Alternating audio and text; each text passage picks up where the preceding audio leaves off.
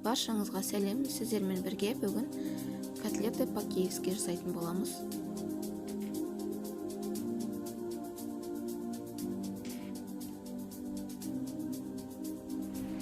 Бізге керекті тауық еттері, тауық аяқтарын қайнатып аламыз.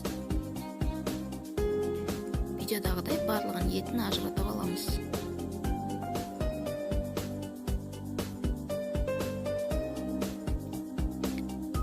Қайнаған картопымызды езіп аламыз.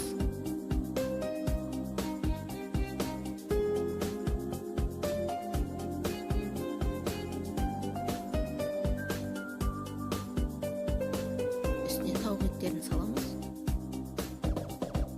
Аскөк саламыз.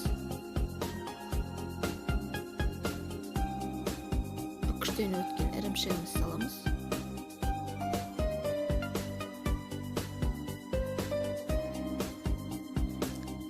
Дәмдеуіштер саламыз.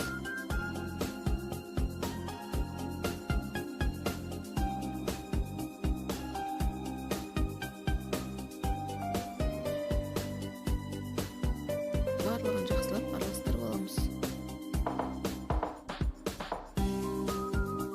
Міне фаршымыз дайын болды. Енді бізге керекті 2 жұмыртқа. Оның үстіне бір шымшым тұз қосамыз.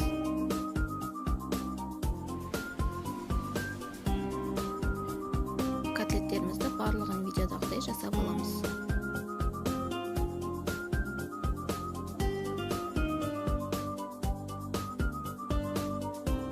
Бірінші жұмыртқаға орнатамыз. Одан кейін ұнға орнатамыз.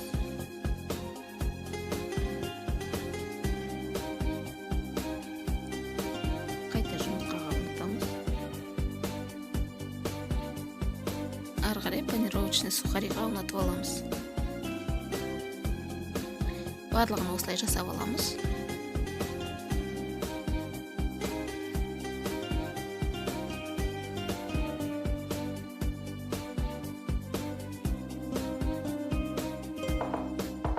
Қызып тұрған табамызды 2 бетін аунатып қуырып аламыз.